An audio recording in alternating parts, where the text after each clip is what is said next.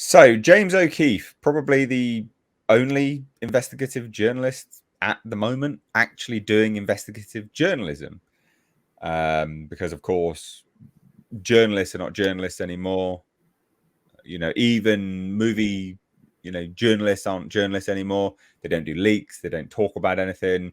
They just toe party lines. It's the same with everything. Political correspondence, it's always the same. It's absolutely all the same. This journalism's not journalism anymore. James O'Keefe has done some fantastic stuff. And it just dropped before we were going live, about half an hour before we were going live.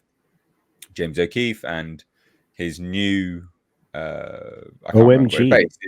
His OMG, his new sort of investigative journalist company. Caught Disney red-handed by saying, "Yeah, we don't hire white men anymore. Even a half black man wasn't black enough, so we didn't hire him because he looked more white than he did black." Like, again, this isn't me going, "Oh my god, wow, expo!" Like, we've known this forever.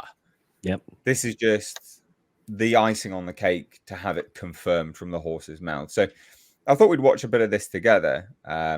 And again, by all means, guys, like, you want to stop it, jump in, Bo, tell Culture to stop it, whatever, and just add some bits and pieces to it, because it is quite interesting. It is quite interesting. A little bit of background real quick. This is Michael Giordano, as you can see on the screen here. He is also an attorney. He's been licensed in the California bar since 2005.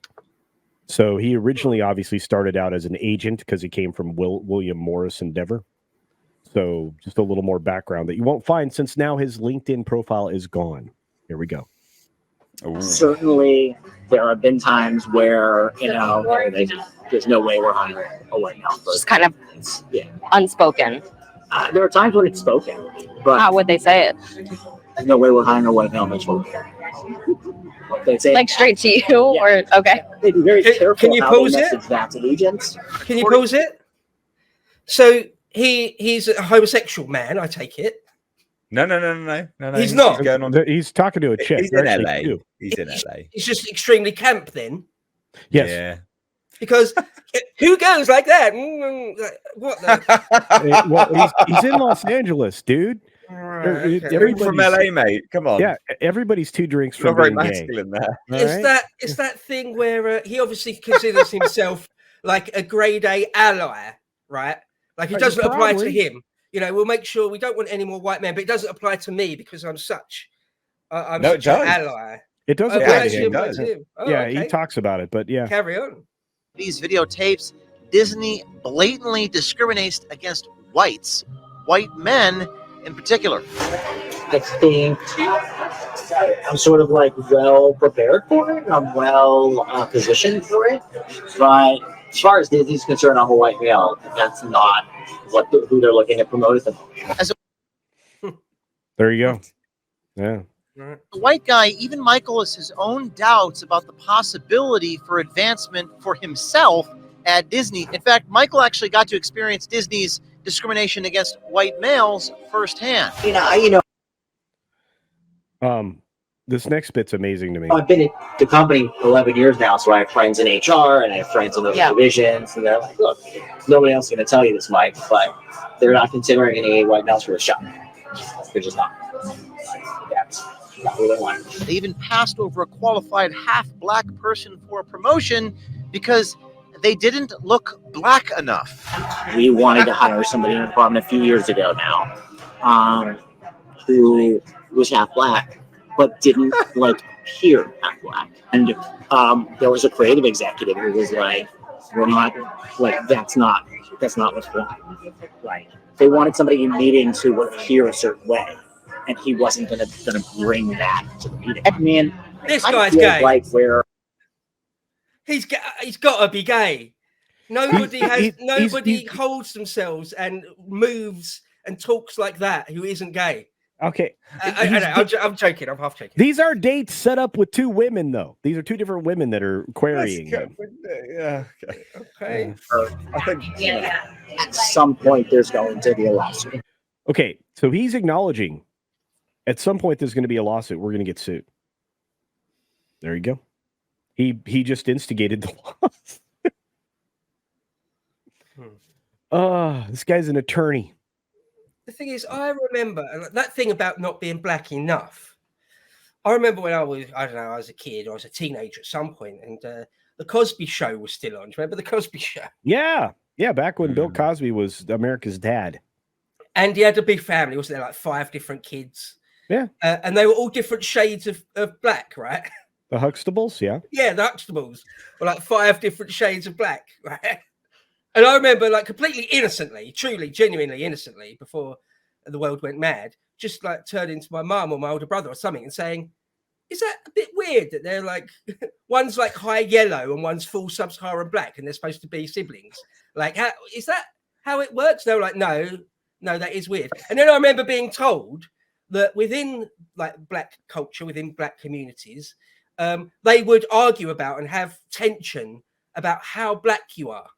And I remember thinking, really, that's weird, because being white, you never really particularly. It's not a thing, right? Yeah. It's like it's not a thing. Who like the shade, the exact degree of whiteness that you are? No, it's not a thing, right?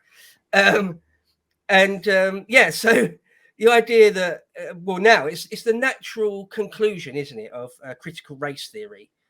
Yeah. Is that like the degree of blackness that you are, or the degree of gayness that you are, right?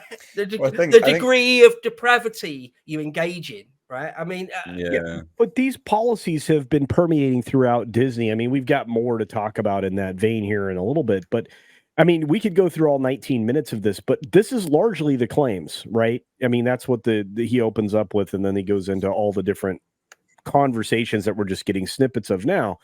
And he's just acknowledging the truth that we all knew was coming anyway, and has already started under America First Legal. There are going to be hundreds of lawsuits now. Anybody that's ever interviewed for the company, not to mention the fact that the investors are going to come marching to the door at this point, because they're doing things not based on the best business practices of hiring the most qualified person. They're checking boxes. You can't do that. I mean, again, we knew that this was happening anyway. Like, it's not a revelation. It's just fascinating that they managed to get it all exposed in video form. And what I like, I think, specifically about this is just the fact that, again, you're talking about the sort of the logical conclusion if you follow critical race theory and sort of woke culture. It's like, well, look, you're not the right shade of black, all right? You're not black enough. So you might be black, but you're not black enough. And we need blacker than black, all right? For this role, you've got to be black. It's crazy to me. Well, like, it's a genuine clown world stuff. And it's also interesting. Like what are we talking about? Is it better to be blacker or better to be whiter? They can't even decide on that. So, for example, you can see that a lot of people in Black America, they're largely sort of West African, then through to Caribbean stock, and then into mainland America. So they're not your full-blown sub-Saharan like George Ware. I don't know if anyone knows the footballer George Ware. Sort of one of the blackest individuals you can imagine. A lot of so a lot of Black Americans, African Americans, are actually mixed race to some degree, right? And so there's this thing that they would like to be lighter, like for example, Beyonce appearing on magazine covers much lighter than she really is, or the idea that Michael Jackson wanted to be a lot lighter than he really was. He hated his big nose and all that sort of thing. And now we are in such a clown world that it's the other way. Like, you want to be as black as possible, as African, truly African as possible. Like, you're not black enough. Again, the perversity on perversity wrapped in perversity. I mean, it's actual insanity, especially because he says it specifically. It's like, well, no, because it's how you appear. So it's literally, it doesn't matter what you do. They needed someone to look. Yeah, it doesn't matter what your it doesn't matter what your DNA says. Yeah. Okay. So cool. there's That's kind of how it was, just because of, you know. And that is a lawyer talking. So how does Disney explain pushing these discriminatory practices? They use code words and buzzwords. I'm guessing that there's a acceptable code words and buzzwords that are used to explain what they're looking for. They might say something like, you know, look, we're not looking at like the usual suspects for this job. You know, so it's like not like a legally actionable thing, but everybody knows what it means. They, you know, for writers and actors, you hear all the time, like, you know, looking to hire writers and actors who bring diversity. I'm not looking to bring on any more clients who are white. Where's the meritocracy? Where's the meritocracy? It's not there. And it just gets worse because you get expanded versions of all of these clips. And, you know, we could definitely go into all of it, but we're not going to, because this is stuff, as Nate pointed out, we already knew. I do want you to go to the bit where he talks about how the percentage of gay people in the population is like 10 or 15%, but they've got about 30 to 40% writers that are gay. So that's why they're writing so many trans stuff. I wish I knew that's where literally that what he was. says. It's like, sorry, Yeah. what? I mean, that's Yeah, I not wish a true statistic anyway. Yeah, I wish I knew where that was. Let me see if I can scrub through this real quick. Hang on. Let me turn the volume down. I don't know. Go about 10 minutes in, mate. No, just jump.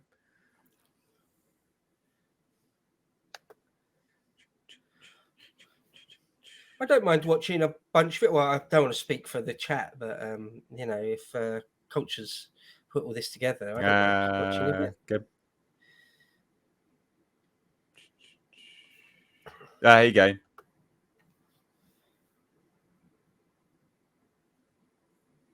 That's so, you know, just making sure that the writers' room has a real, you know, diversity, not just gender or sexual orientation and ethnicity, but, you know, making sure that they're hiring some writers who have certain disabilities where they wouldn't be hiring. Wait, quick! You know, so there's kind of a. We need to hire a disabled writer. We must have a disabled. What are we doing? I don't know. Quick, get that deaf writer Bob from down the street. He'll be great. I don't know. For Sound of Music reboot. I don't know. Mentally disabled? It seems like they're already doing that. What is this? I don't know. Disabled where they haven't got hands and they need to like type with their toes, like in My Left Foot. I mean, doesn't matter. What is it? As long as they hit it, it's fine. So they hit that disabled quota. Well, did they have to present as disabled? Well, yeah, because if you ain't black enough, you ain't getting the job. That's what I'm saying. You'll be like a paraplegic or something like that. There's this thing, isn't there, in some third world countries where parents will deliberately disable their children so that they're better beggars. You know, like in India, for example, there's the underclass. They're literally untouchables. And so their whole life will be spent begging.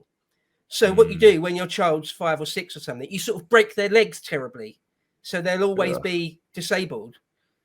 It's like people will start doing that so they can get a writing job, or you know. Well, I swear some people just say they're gay. To be fair, I swear that's what some people do now.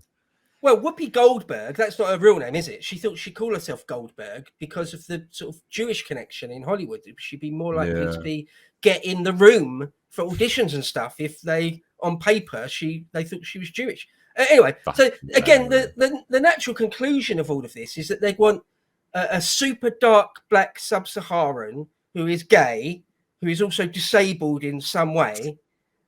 What else is there? What is the other main things? If they could be Muslim, probably as well.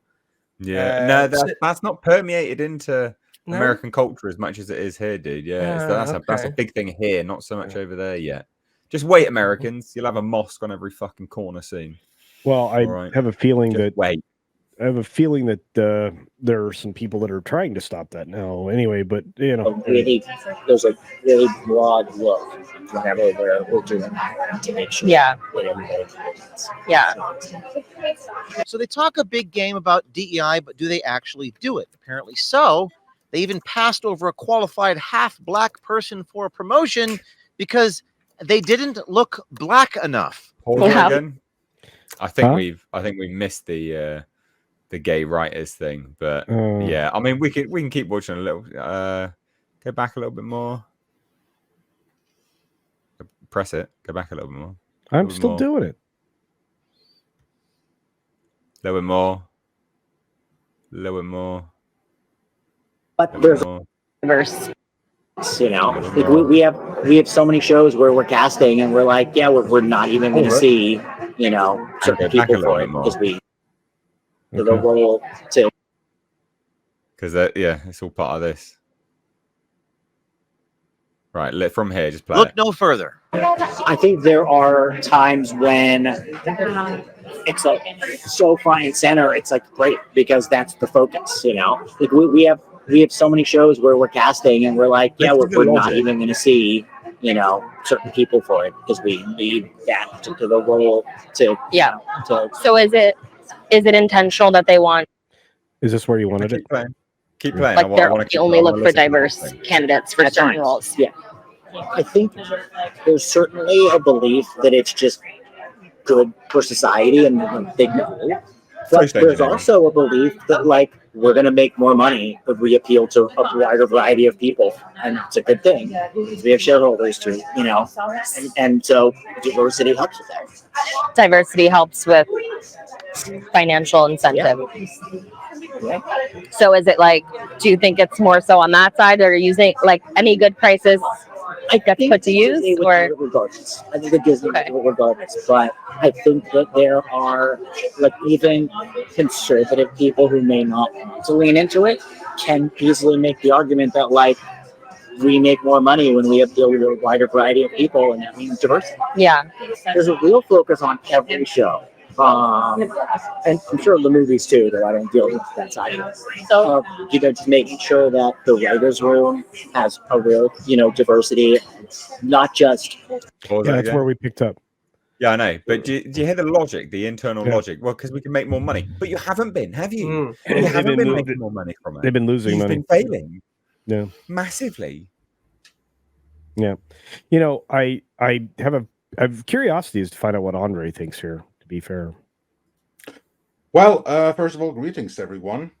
Well, there's really nothing all that surprising for those of us that have been following this for some time already, which I'm sure you have covered. The explosive stuff here is that now it's official. It's on camera from a known source rather than from unnamed behind-the-scenes sources, because we've heard all of this stuff before. We've been reporting it for years. Film Threat did a huge expose that, if anything, was more explosive than this. But again, it was from anonymous sources, which is why it largely stayed in our little sphere. I mean, this is the same reason why I've been saying Disney has no board, which is a much bigger story than this. But this is big enough on its own. Notice one thing he said, though. Just before this, you just missed by a couple of seconds, because he said, yeah, no, he gave like the corporate excuse of, no, there's more money, people can see themselves, more people will come, which is blatantly untrue. But he also said, yeah, we do it anyway. They would do it anyway. Why would they do it anyway? That he probably doesn't know. True. Well, because one of their investors wants it. That would be BlackRock. They set out a yearly agenda. There's this thing that it will make more money. You know, obviously they've been trying it for quite a few years now, and as you say, obviously they don't make more money. They even lose value in the company itself or the mother company. There's someone in the chat said, yeah, but maybe it's like sort of government incentives and investment and money. And even though that is true to some extent, it still doesn't make up for the hundreds of millions probably or billions now lost. So I don't know how anyone could be fooling themselves. Well, I don't think they are really fooling themselves. It's just a matter of fact that it doesn't make them money. So then it is ideologically driven. Now, whether this Michael Giordano is sort of lying to himself, or whether he still actually believes that, or what, I don't know. But you know, how can that hold up? Obviously, it's ideological at this stage. Yeah, but they don't understand. Yeah. I I don't know whether they genuinely believe it themselves or whether it's. Yeah, I don't know. Because how could you not know that it's an abject failure? Because how you would live in the not know same 15 blocks of everybody else. You're in a bubble. that? That's what Hollywood is. Exactly. A bubble dweller. And he has the bubble mentality. He is someone that is like, oh, I'm a white person, so I have to keep my head, bow down my head, not stick up my rights because this is just how it is. That's what we're seeing here. Yeah, when critical race theory or just critical theory, it's been around for years and years and years now. Like it's going back to the 1960s. This sort of ideology, well, sort of post-colonialism is even older than that, really. So you can see a guy of his age, I guess he's in his late 20s, early 30s, maybe mid 30s at most. It's his whole life, really. You've just been deluged with white guilt. Just been deluged with it. There's something intrinsically wrong with your race. You are guilty. Your people and your history are guilty, and there's no escaping from it. There's no amount of knee bending or apologizing will ever make up for it. And all the ways that you're going to be oppressed and repressed, you've just got to suck it up. And that's the end of the story. Well, if you make it to the age being in your late 20s or early 30s or however old he is, if you make it to that age and you still haven't questioned that, not that you deserve it, but like I haven't got that much sympathy. Like, man up, like grow some guts, get some guts, grow some balls, whatever it is. Just wake up. Yeah, but some people, well, some people like easy that, for me to say. Easy for me to say, I guess. Sorry. No. What about some people like that sort of higher power. Is higher power. It's the sort of some people have this weird sort of desire to self-punish and just just be happy with that. It's strange, like all critical thought has gone out the window, but I also blame everywhere for messaging, like literally every single, I don't know, any movie you watch now, any sort of piece of media you watch now, anything anywhere is all set to bolster this sort of belief system. So, I mean, but yeah, critical thought, you'd think, well, but I didn't do that though. It wasn't any. I mean, clearly with a name like Giordano, like, I mean, not exactly the whitest name in the world, is it? Well, let's be honest. He's Italian, I would guess. Yeah, it's got to be. Yeah. But it doesn't even seem to matter. And again, this is something that I think is just confirmation in the best possible way, because it paves the way for many, many, many, many, many, many lawsuits. And Disney just got sued again yesterday.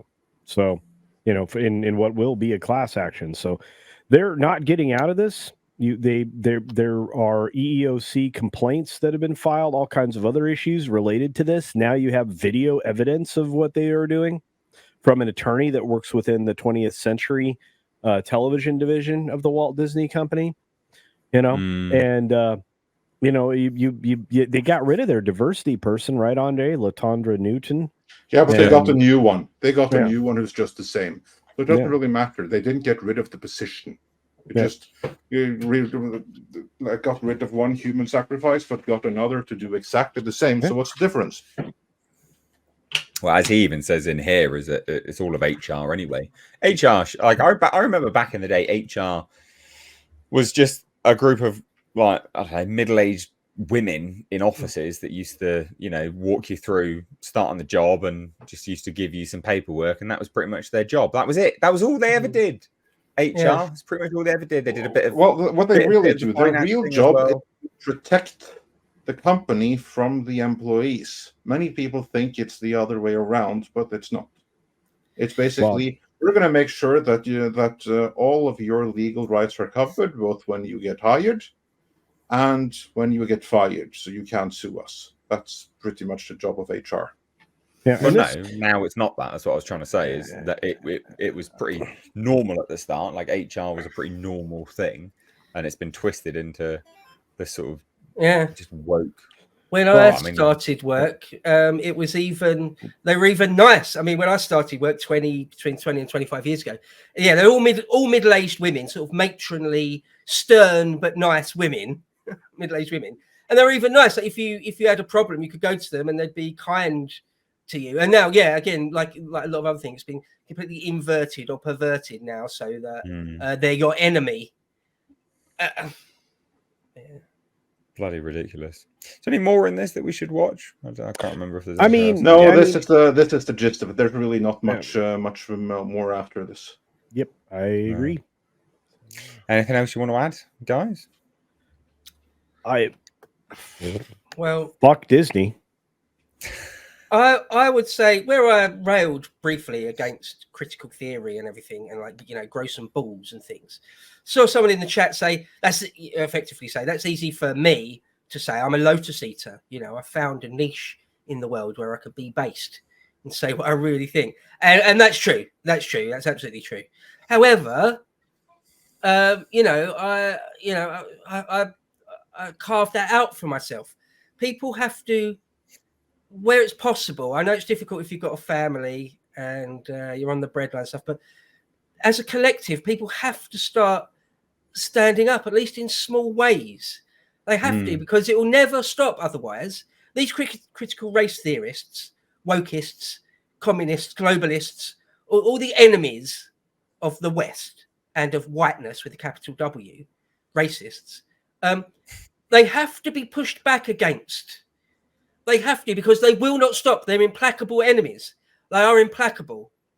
They will not stop until they are stopped. And so in any small way, if you can, if you find yourself in a job where you're being constantly more and more painted into a corner by your HR department, think about doing something else. Think about going somewhere else if you can. Do what you can. This is the conflict of our generation. Okay, our grandfathers and great grandfathers had world wars and things. This is what we've got. We don't live in a world probably where we're going to have dozens of infantry divisions fighting each other in Central Europe, or giant navies battling each other in the Pacific. We're not going to probably have that. This is what we're going to have: culture wars, very, very low burn, low key race wars, intercultural race wars and crap. This is it. This is the struggle of our generation. Don't just give in. Don't just roll over. Do what you can. Again, it's easy for me to say. I get that. I totally get that. No, but you can. I did a tweet similar about this anyway. It was about how the sort of right wing. This applies to this as well, but the sort of demonization, like you are right wing, therefore you're bad. This, that, blah blah blah. It's the terminology being used to dog whistle and beat you to the floor with it. Like right wing is bad, therefore you're right wing. But no one says far left lunatics. No one. It's not as common, but demonstrably, the absolute insanity that comes from these people is just undeniable. And so, like, it's important to recapture that word and be like, yeah, I am right wing, or yeah, no, I believe in this. Yeah, it's fine. That's really not an issue. What are you talking about? Capture that word back so it doesn't have that sort of social stigma. Because once people lose the power of the word, they got nothing then at that point. So I think it's important to sort of recapture and destigmatize those sorts of words and phrases, so they become more meaningless in terms of become more socially acceptable. And I think we're seeing that anyway.